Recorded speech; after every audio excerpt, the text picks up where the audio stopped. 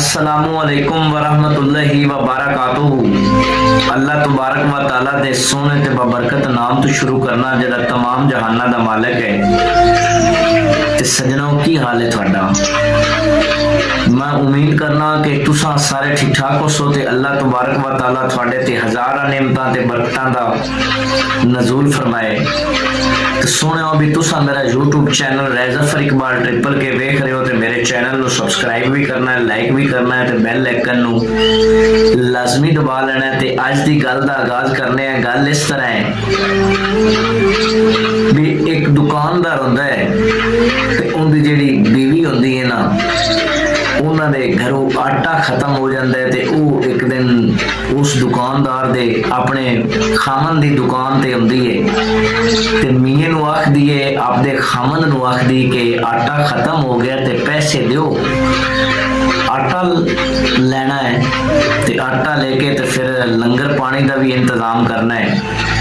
ते वो जेड़ा है ना दुकानदार, उन्हें अपनी घर वाली नूं पैसे दिते ते आख्या भी जेड़ा आओ जिथों तू पहले आटा खरीदनी है ना, आटा लेनी है, उस दुकान तो आटा नहीं लेना।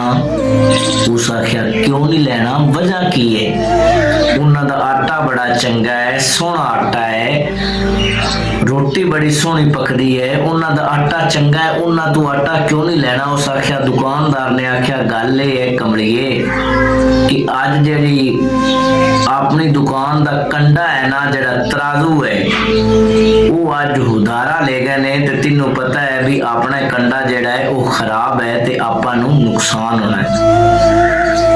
दोस्तों ते सजनों, तुसी गल मेरी सारी समझ गए सो। गल सुनान दा मकसद ते मतलब ये है कि असा उस वक्त तक ना चुप रहने, अंदरों अंदरों खुश होने जिस वक्त तक दूसरियां नूं असी ना तकलीफ देवीए, दूसरियां दा नुकसान करिए करावीए, तो असी खामोश भी रहने ते असी अंदरों अंदरों खुश भी बड़े होने। ते जदों साडा आपदा नुकसान होवन लगे ना, ते फिर असी चीख पाउने ते फिर लोगां ते असी बुरी तनकीद भी करने, लोगां नूं बुरा भला भी आखने, लोगां नूं गाली गलोच भी देने।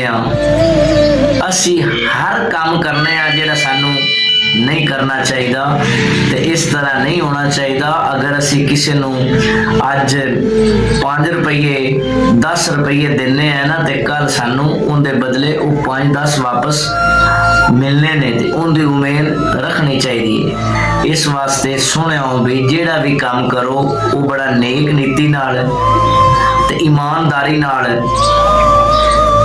ते अल्लाह ताला नूं हाजर नाजर जान के काम कीता करो कि अल्लाह ताला वेख रहा है। ते अगर असी इस तरह काम करांगे ना, ते वो जेड़ा काम होएगा उनदे च बरकत भी होएगी, वो काम सोहना भी होएगा, चंगा भी होएगा। ते अल्लाह ताला मेरे सजना ते बेलियां नूं खुश रखे। रब दे हवाले।